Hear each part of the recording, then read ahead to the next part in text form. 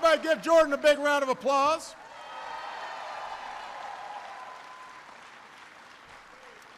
I just want to say about Jordan, third generation Ford employee. She's going to school during the week, works at the plant on the weekends, getting a degree in business management, and will be taking Alan's place running the company in about, I don't know, hell, it may take a few years, but we're so proud of her, and congratulations to everything that she represents. When you see young people like that who are working so hard, making something of themselves, and are rooted in a community like this one, it really makes you proud. So before I get started, there are a couple other folks that I want to introduce. They're working for you day in and day out. First of all, your outstanding governor, Jay Nixon, his wife, Georgianne.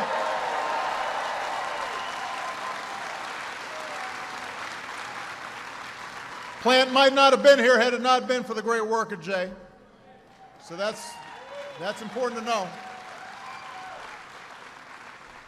We've got my outstanding Secretary of Health and Human Services, former Governor of Kansas, Kathleen Sebelius, is in the house.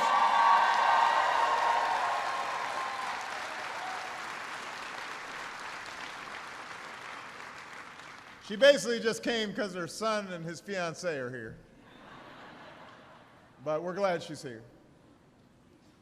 One of my greatest friends and just a tough, smart, dedicated public servant, Senator Claire McCaskill is here. Give Claire a big round of applause.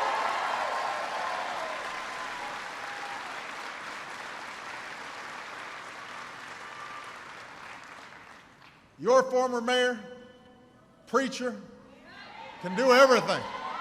Emmanuel Cleaver's in the house.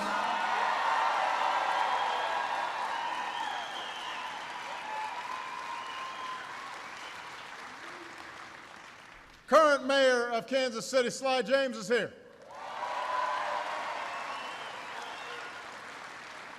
Mayor of Kansas City, Kansas, Mark Holland is here.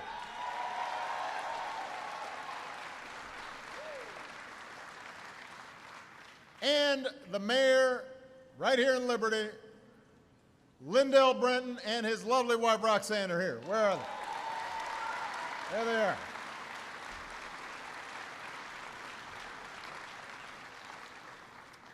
Now, when I said I was flying into Kansas City to see an incredible success story in action, I did not think I was going to be talking about the Chiefs.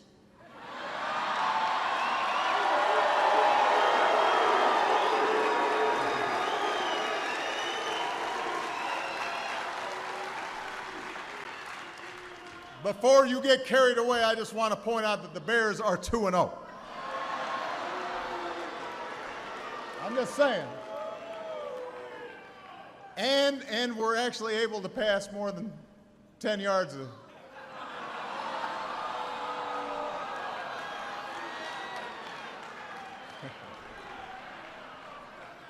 just a little trash talking.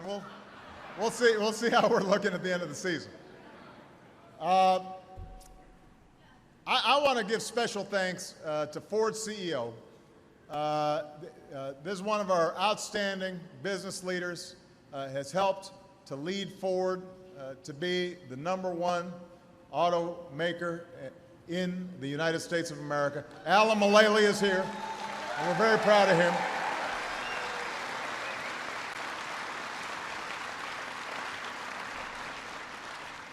Doesn't matter if you've got an outstanding CEO if you don't have outstanding workers, and the president of Local 249, Jeff Wright, is here.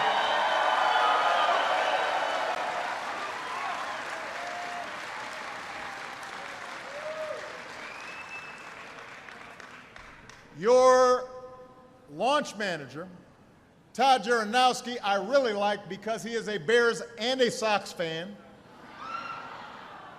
Come on, give Todd a big round of applause.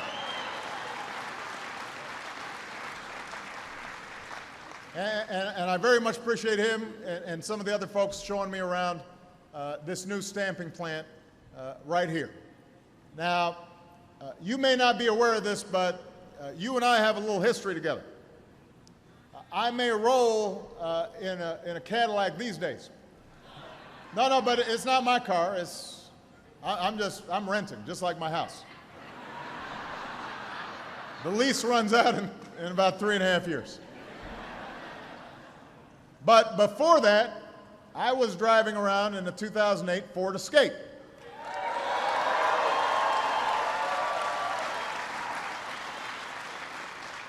Came right off these assembly lines. Some of you might have been involved in building it. It was a great car. Problem is, I got Secret Service about a month after I bought the car, so I've only got 2,000 miles on it. It is in mint condition. So I want to say thank you for building my car, but I also came here to talk about what's got to be the #1 priority in this country, and that is growing our economy, creating new jobs, and making sure that everyone who works hard in America has a chance to get ahead. It's our #1 priority.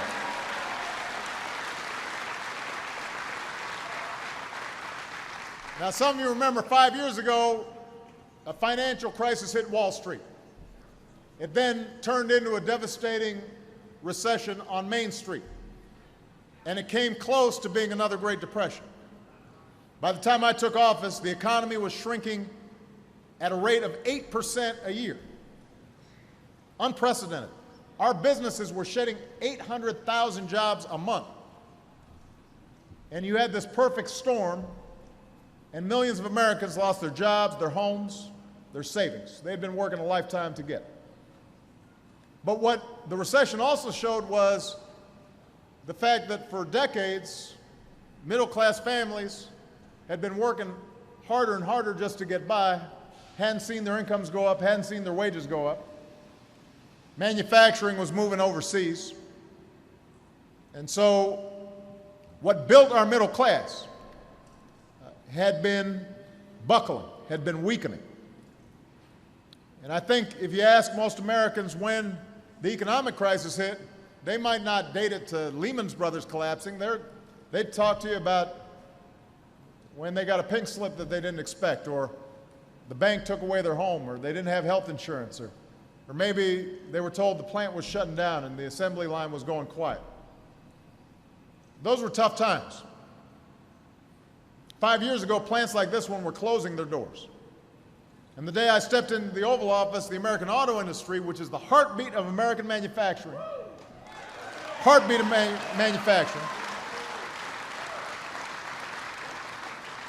the auto industry was flatlining.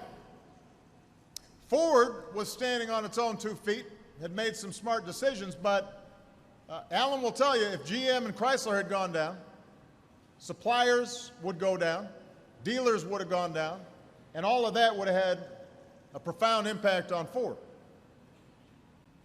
I refused to let that happen, so we worked with labor, we worked with management. Everybody had to make some sacrifices. Everybody put some skin in the game. We bet on the American worker. We bet on you. And today that bet has paid off because the American auto industry has come roaring back.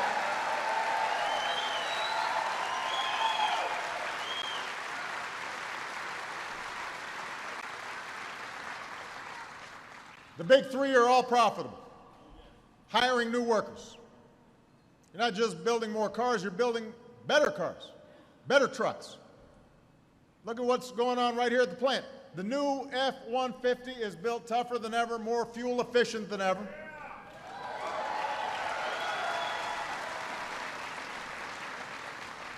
You've got trouble making them fast enough. You had to bring on a third shift of 900 workers just to keep up with demand.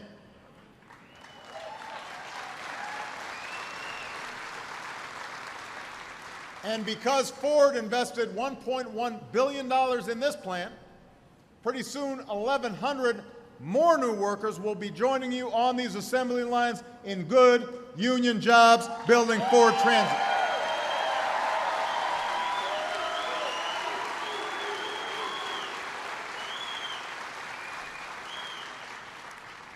So more jobs building cars, that means more jobs for suppliers, means more jobs for distributors.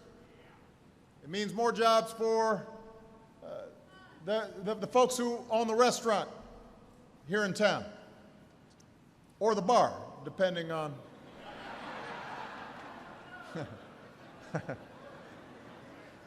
It has an impact on your tax base. It has an impact on the teacher who teaches your kids, the first responder who keeps you safe. All those people are impacted by your success. And that fundamental idea that when everybody's doing, when some of us are doing well, it's okay, but when everybody's got a stake, that's when things really start rolling. That's at the heart of every decision I've made as president. Because when the middle class does better, we all do better. Shareholders do better, CEOs do better, workers do better, everybody does better.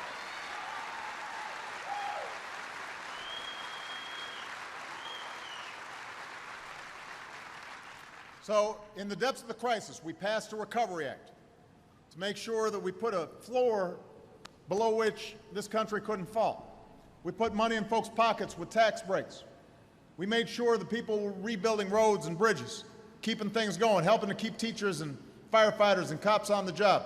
Today, 3.5 years later, our businesses have added 7.5 million new jobs. 7.5 million new jobs. We helped responsible homeowners stay in their homes. Won one of the biggest settlements in history on behalf of people who had wrongfully lost their homes because banks hadn't done things right. Today, our housing market is healing. We took on a tax code that was too skewed towards the wealthy. We gave tax cuts, locked them in for 98% of families. We asked those in the top 2% to pay a little bit more. Today, middle-class tax rates are near their all-time low. The deficits are falling at the fastest rate since World War II. That's what we did.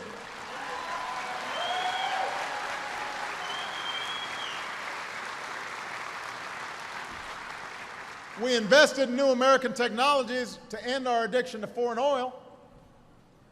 Today, we're generating more renewable energy than ever before, produce more natural gas than anybody in the world.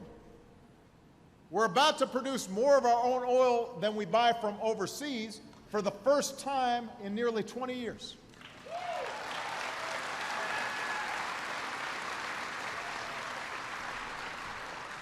And we took on a broken healthcare system. And in less than 2 weeks, millions of Americans who've been locked out of the insurance market are finally going to be able to get quality health care.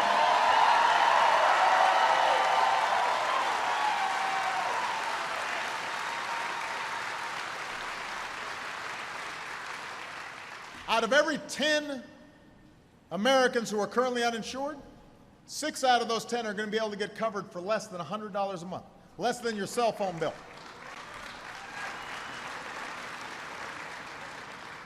So we've been working, just like you've been working over these last 4.5 years. We've cleared away the rubble from the crisis. We've started to lay a new foundation for economic growth, new foundation for prosperity. And everybody here, we all had to make some adjustments. I'm assuming some folks had to tighten their belts, get rid of some debt, focus on things that really matter, cut out some things you didn't need. We've shown the world that the American people are tough, they're resilient. The only thing built tougher than Ford trucks are American workers, the American people. That's what we've shown.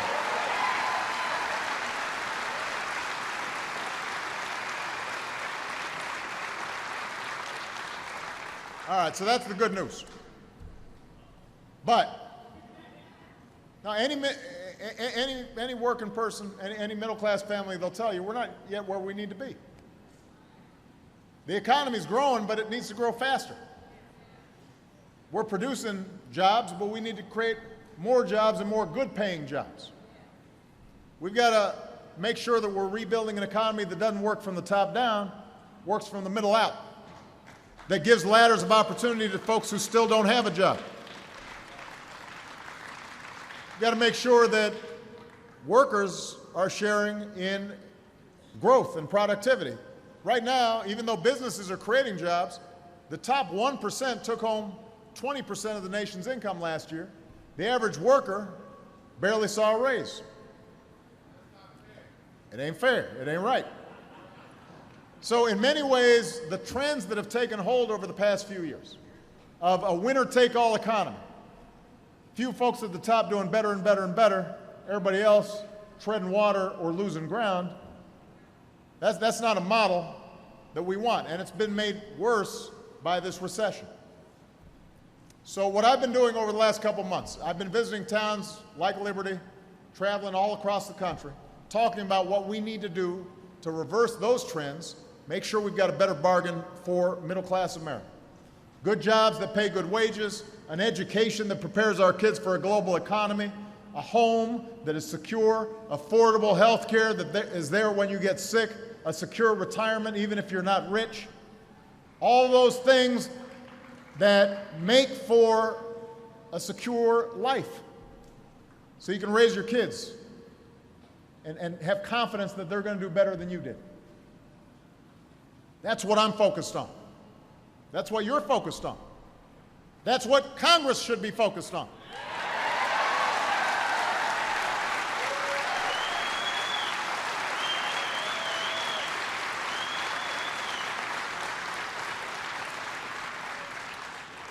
Which brings me to the current situation. Let me talk a little bit about what's going on back in Washington. Right now, Congress is in the middle of a budget debate. Now, there's nothing new about that. You know, every year, Congress got to pass a budget, and it's always a contentious, process. But right now, our recovery still needs to build more strength. So it's important that we get it right in Washington. Because even though our success as a country is ultimately going to depend on great businesses like Ford, hard workers like you, government has to do some things. Congress has to pass a budget to make sure our education system works and prepares our kids and our workers for the global economy. If we're going to rebuild our roads, our bridges, our airports, our ports, government's got to be involved in that. If we're going to have scientific research and development. I was looking at all these newfangled pieces of equipment here. Some of the things that allowed the efficiencies of this plant originated in laboratories and scientists doing work on the government's dime. That's how we always maintain our cutting edge. These are things that help us grow. These are things that help the private sector succeed. So don't, when people tell you somehow government is irrelevant, no, everything we do has some connection to making sure that we collectively, as a democracy, are making some smart investments in the future. That's how it's always been. So, what Congress is doing right now is important. Unfortunately, right now, the debate that's going on in Congress is not meeting the test of helping middle-class families. It's just, they're not focused on you. They're focused on politics. They're focused on trying to mess with me. They're not focused on you. They're not focused on you.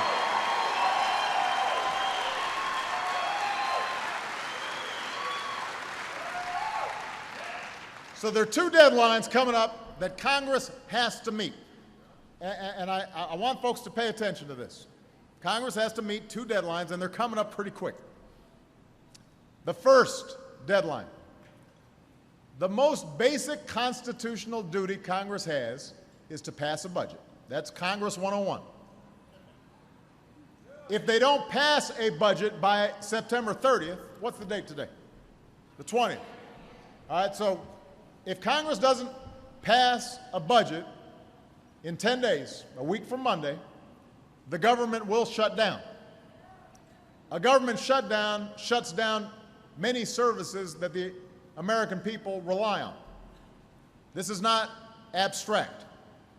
Hundreds of thousands of Americans will not be allowed to go to work. Our men and women in uniform even those deployed overseas won't get their paychecks on time. Small businesses, they won't get their loans processed. Now, none of that has to happen as long as Congress passes a budget.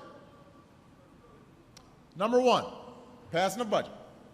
Number two, in the next few weeks, Congress must vote to allow the Department of the Treasury to pay America's bills. All right? Our Treasury Department, that's where we take in money and we pay, right? Real simple. This is usually done with a simple, routine vote to raise what's called the debt ceiling. If you don't raise the debt ceiling, America can't pay its bills. Since the 1950s, Congress has always passed it. Every president has signed it.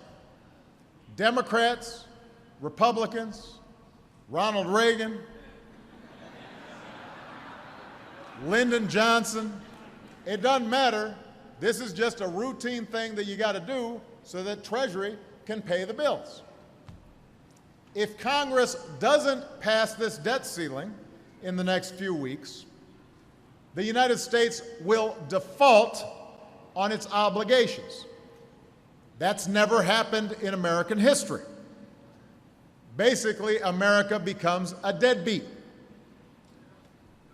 If the world sees America not paying its bills, then they will not buy debt, Treasury bills, from the United States, or if they do, they'll do it at much higher interest rates. That means somebody wanting to buy an F-150 will have to pay much higher interest rates eventually, which means you will sell less cars.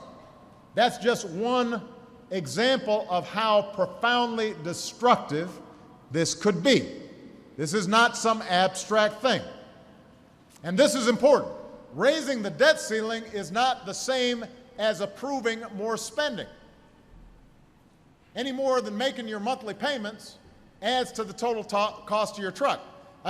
You don't say, well, I'm not going to pay my bill, my note for my truck because I'm going to save money. No, you're not saving money. You already bought the truck, right? You have to pay the bills. You're not saving money. You might have decided at the front end not to buy the truck, but once you bought the truck, you can't say you're saving money just by not paying the bills. Does that make sense?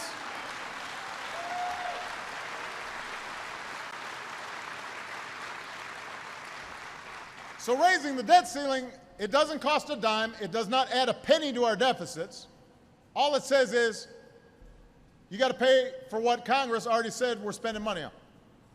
If you don't do it, we could have another financial crisis. And the fact is, I know a lot of people are concerned about deficits. Our deficits are now coming down so quickly, but that by the end of this year, we will have cut them in more than half since I took office. Cut deficits in half.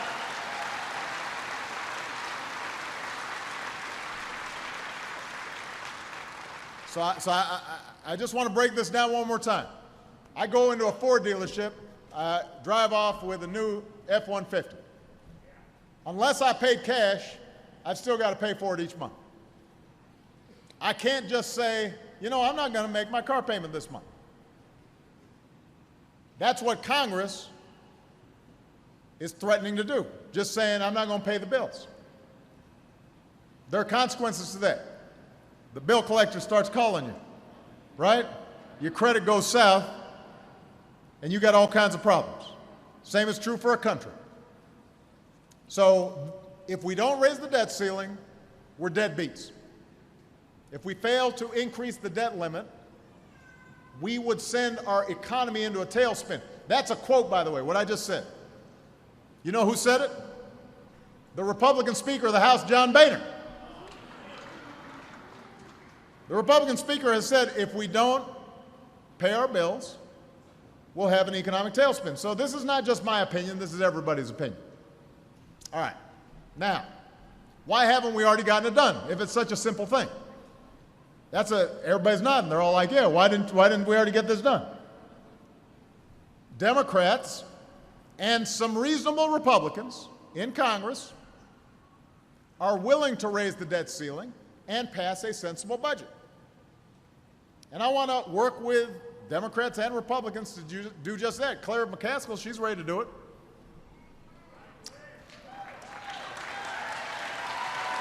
Congressman Cleaver, he's ready to do it.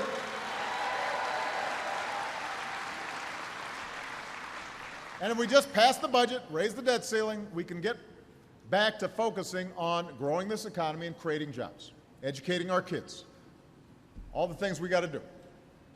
Unfortunately, there is a faction on the far right of the Republican Party right now.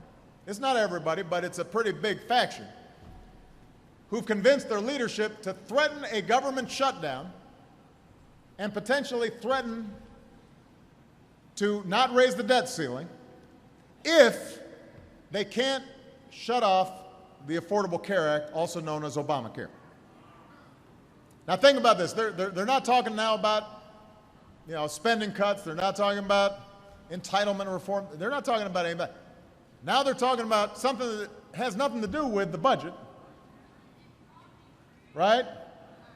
They're actually willing to plunge America into default if we can't defund the Affordable Care Act. Now let's put this in perspective. The Affordable Care Act has been in the law for 3.5 years. It passed both houses of Congress. Supreme Court ruled it constitutional. It was an issue in last year's elections. The guy who was running against me said he was going to repeal it. We won.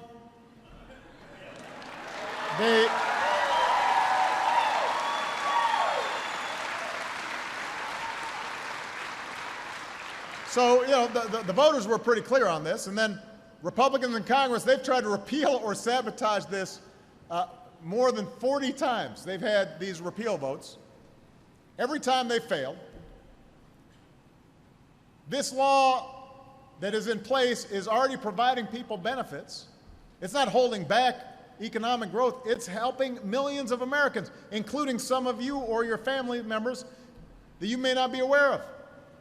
You can keep your kid on your own health insurance plan, somebody's raising their hand right here, until they're 26 because of the Affordable Care Act.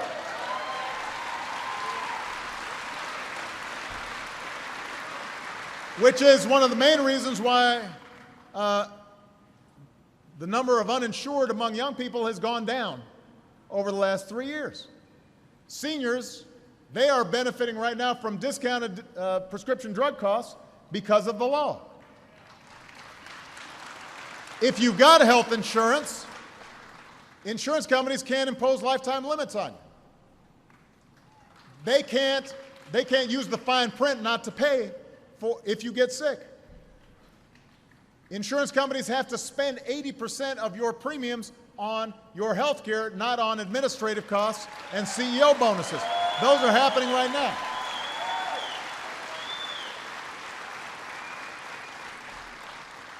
And health care costs have actually increased at the slowest rate in 50 years. So this is helping to reduce health care costs across the economy.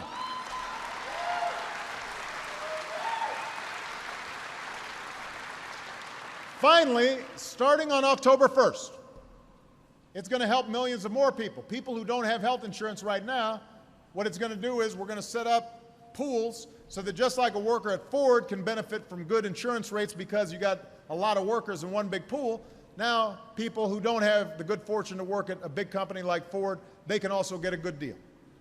Now, that's what they're fighting for. They want to repeal all that. And they're saying, we're going to hold our breath, and if you don't repeal it, which I've already said I'm not going to do, we're going to send the economy into default. They will send our economy into a tailspin, just like Speaker Boehner said. They want to threaten default just to make sure that tens of millions of Americans continue not to have health care. Defunding affordable health care would rob 25 million Americans of the chance to get health care coverage. It would cut basic health care services for tens of millions of seniors on Medicare already. That's what House Republicans are fighting for. And now they've gone beyond just holding Congress hostage, they're holding the whole country hostage. One Republican senator called shutting down the government over the Affordable Care Act the dumbest idea I've ever heard. I agree with him. But that's the strategy they're pursuing. House of Representatives just voted on it today. Now, I tell you what, Missouri, the American people have worked too hard for too long, digging out of a real crisis just to let politicians in Washington cause another crisis.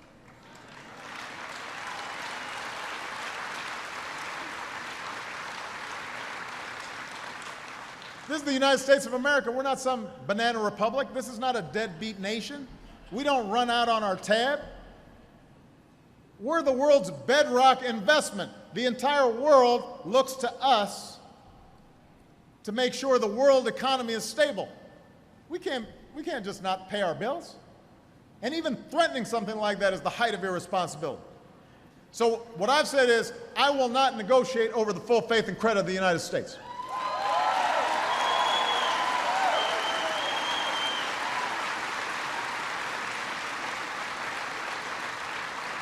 I am not going to allow anyone to harm this country's reputation. I'm not going to allow them to inflict economic pain on millions of our own people just so they can make an ideological point. But I need you to help. I need you to help tell Congress, pay our bills on time, pass a budget on time, stop governing from crisis to crisis, put our focus back on where it should be, on you, the American people, on creating new jobs, on growing our economy, on restoring security for middle-class families. That's what you deserve.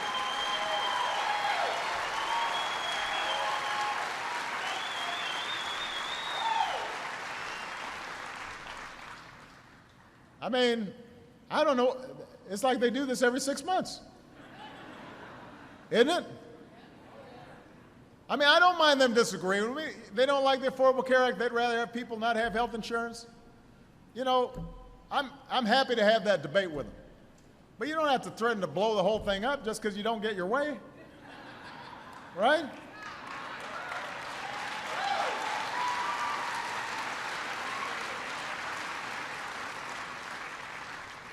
Now, think about something that Jordan said. Her grandfather worked in this plant. Uncle, stepmom worked in this plant. Now she and her brother work in this plant, punching in as part of the next generation of American workers at a great, iconic American company. Our economy's coming back because of the resilience and determination of American workers like Jordan and her family. And every day, all over this country, there are men and women just like Jordan, just like her brother. They wake up, maybe pack a lunch for their kids, kiss them goodbye, go to work, live up to their responsibilities, do their jobs, pay their bills. Shouldn't you expect the same thing from people in Washington? Shouldn't you expect the same thing from members of Congress?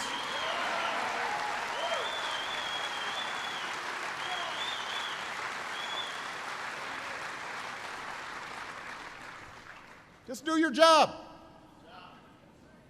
Don't be the other guy. Be the guy who's doing your job. No obstruction, no games, no holding the economy hostage if you don't get 100% of what you want. Nobody gets 100% of what you want. You guys know that in your own lives, in your own families. I don't know how many people are married here, but you know you better learn not to expect getting 100% of what you want. Otherwise, you'll be divorced real quick. Especially you men, I'm telling you. So you should expect the same thing, same common sense out of Congress. You should expect some compassion. You should expect some compromise. You should expect the conviction of leaders who wake up and go to work every day, not to tear something down, but to build something better. Not just for today, but for the world we want to leave our kids. That's my conviction. That's my commitment to you. If we start thinking about you instead of politics and how you can get your base stirred up, then we're going to be able to get back to the point where this country is what we want it to be. If Washington will act with the same decency and common purpose that you and Americans all across the country do every single day, the economy will be stronger, not just a year from now or 5 years from now or 10 years from now, but 20 and 30 and 50 years from now. And as long as I have the privilege of serving you as your president, that's what I'm going to be focused on.